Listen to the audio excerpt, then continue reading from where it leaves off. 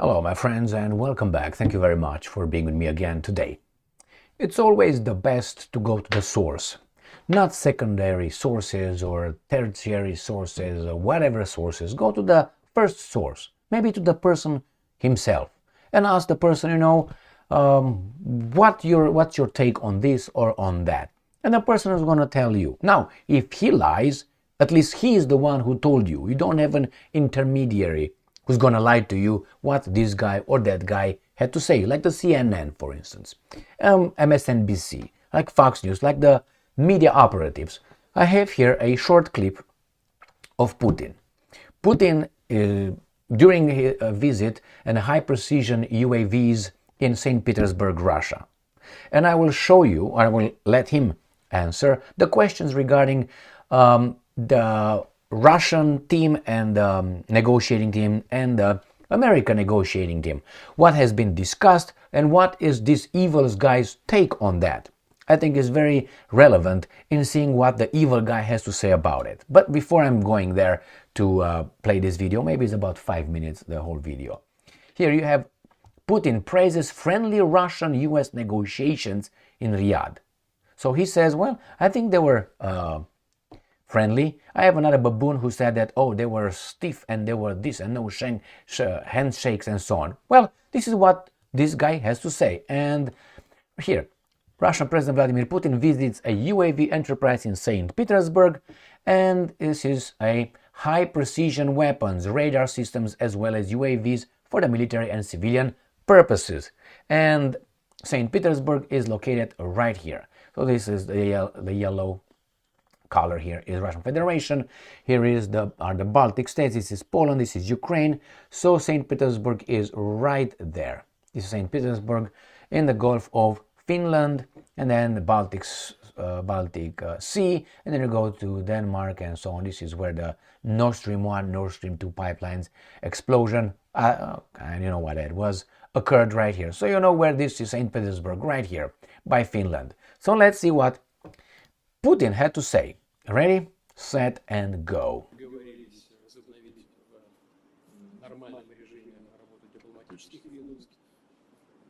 Постоянное выдворение дипломатов из Вашингтона, из Москвы ни к чему хорошему не приводит. У нас, если так дело дальше пойдет, в этих зданиях будут работать только одни уборщицы, чей труд тоже, безусловно, надо ценить, но это не то, ради чего создаются дипломатические представительства. Это первое. Да, и, извините, и в целом, как мы докладывали, она была очень доброжелательна. Как мне сказали наши участники, это совсем с американской стороны были совсем другие люди. Completely different people. Для переговорного процесса. Any biases? Any condemnation? Всяких осуждений того, что было сделано в прошлом, во всяком случае, в двухсторонних контактах этого ничего не было, но настроенные на совместную работу, открытые для совместной работы. Сделали первый шаг для того, чтобы возобновить работу по самым разным направлениям, которые представляют взаимный интерес. Это и Ближний Восток в широком смысле этого слова, имея в виду и присутствие до сих пор наше в Сирии, палестино-израильское урегулирование, ну и так далее. Там очень много вопросов, в решение которых вовлечены и Соединенные Штаты, и Российская Федерация, несмотря на то, что, конечно, первостепенное значение мы уделяем ситуации, связанной с украинским направлением. Но у нас есть и другие вопросы, и экономика, и наша совместная работа на мировых энергетических рынках.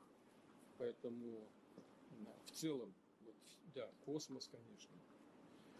Ведь, несмотря на все проблемы предыдущих 3 лет, у нас же продолжается работа в космосе. И на МКС работают как американские астронавты, так и российские космонавты. Работа-то продолжается, и перспективы есть хорошие. все вот это было предметом обсуждения, предметом рассмотрения на встрече в РИА. Оценка положительная. Что касается переговорного процесса, то мне в ходе телефонного разговора президент Трамп сказал, могу это подтвердить, что, конечно, Соединенные Штаты исходят из того, что переговорный процесс будет происходить при участии и России, и Украины. Никто Украину из этого процесса не исключает. Поэтому No one is excluding. оснований для такой реакции на российско-американскую встречу. Трампа в свое время обвиняли в том, что он имеет какие-то особые отношения с Россией, и что Россия вмешивалась в выборы, когда он победил в прошлом своем периоде президентства. Создали команду, по судам его затаскали, создали даже специальную комиссию в Конгрессе. Ничего не подтвердилось. И не могло подтвердиться, потому что этого никогда не было. А вот что мы сейчас видели в ходе этой предвыборной кампании? Ну, все европейские лидеры, все без исключения, фактически напрямую вмешивались в избирательный процесс в США. Дело дошло до прямых оскорблений одного из кандидатов. Мы со своей стороны, конечно, было ясно, кому мы симпатизируем, но мы не позволяли себе вмешиваться, и уж тем более не позволяли никаких резких заявлений и оскорбительных выпадов в отношении кого бы то ни было из кандидатов. Мы этого просто не делали, а европейцы делали. Но я вообще, честно говоря, удивляюсь на сдержанности вновь избранного президента Соединенных Штатов Трампа в отношении своих союзников, которые вели себя подобным, прямо скажем, хамским образом. Он еще достаточно интеллигентно себя ведет в их отношениях.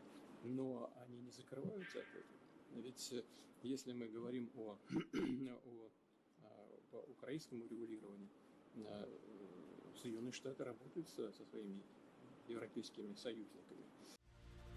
All right, well, I think that was fantastic.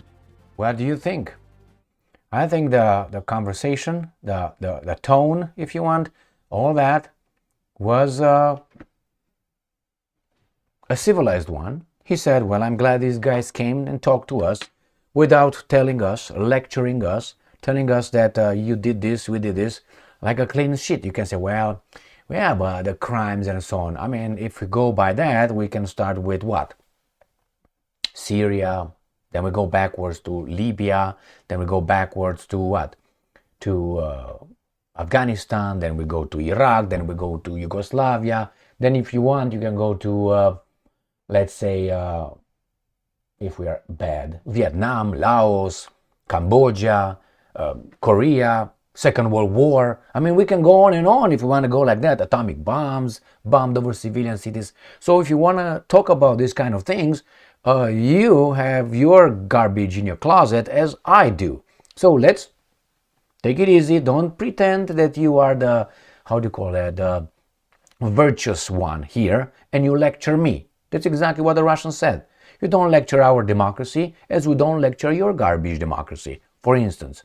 And I'm using that term because they don't like, for instance, the Electoral College. The United States have the Electoral College, that's fine. The Brits had their garbage. The winner takes it all. That's garbage, according to some preferences. Others have no representative. How much you got? 20%? 20%. Not, oh, I take it all. If I have 20% and everybody else below, I have below 20%, I take the whole thing. No, you have to have a little bit, at least a majority, and so on. So treat me as what I think I am, strong, and a country that has to be, you have to deal with on the global arena. Don't just pretend and don't talk to anybody. Those days are gone. You had 30 years, 31 years, no, 30 years. 30 years. From 1991, you had until 2022, January. So let's say over there, 30 years, let's say 31 years. How you had them, and you did, what did you do? You destroyed what? 5 countries, to say the least, and everybody else was like, oh, what are we going to do here? So, okay, let's put that aside and let's adult conversation. If you start talking about the past all the time, you're never going to move forward. You settle the past and you agree that you're all, not all, but we have also garbage in our past, then if we are agreeing that we have it, some of us more than others, but what are we going to do? We're going to measure it so you can come and lecture me because you have 15,000 garbages and I have 20,000 garbages. You're still at 15,000. Who said that 15 necessary lectures the 20? You dropped 2 atomic bombs. Leave me alone. You invented the Gulf of Tonkin incident, by which you attacked Vietnam, Laos, and Cambodia. You flattened those guys with napalm. You burned those guys alive, and in the process, you had about 55,000 Americans died for a lie. The same thing with Ukraine and many other lies. With not Ukraine, with Iraq. Lie, weapons of mass destruction. They destroyed the country, generations, people, children. Nobody talks about it. Madeleine Albright, fantastic. She was all hailed for that. Anyway, so good. They talked about Syria. They talked about the Middle East. They talked about Israel, Palestine. They spoke about the economic challenges. That means these guys are going to cooperate. And that means that the Americans finally realized, as Lavrov said about 5 or 6 years ago, that these guys don't want to let it go yet. They don't want to accept yet that their hegemony is gone, is vanishing. They don't want to let it go like an empire, a dying empire. Doesn't want to accept, and why would it, until it gets smacked. And when you get smacked, you realize your limitations. The Roman Empire is a very good example. When those guys started to migrate in mass, the Visigoths, Ostrogoths, Phakagoths, and all those guys, what did they do? They retreated. They restructured. Restructured until the guys got to their capital. Why? Or to Rome. Why? Well, remember Alaric, the second or the first I think was Alaric, he was trained by the Romans. He was a legionnaire before that. He had a commander. So he knew these guys' tricks and all that. But that's not only that. You have to restructure it. You reached your apex, your maximum, your summit. From there, only go down. If you don't know how to do it, it's going to be a hard fall. If you do it like Ceausescu. Ceausescu, if he would have slowly be more flexible, let's put it this way, he would have been in power until his death, and you would have statues over there of Ceausescu. Ceausescu did not agree. There you have him. Where is he at? He was shot like a dog by the same forces that are trying to do the same thing to Putin. Who are those guys? I will give you a clue. Ceausescu was shot on the 25th of December, 1989. 25th of December is the Christians' holiday of Jesus Christ's birthday, right? So who would take a shit on that day? Who hates Christianity? The Muslims? I don't think so. The Hindu? Buddhist? Shinto? Zoroastrians? Atheist?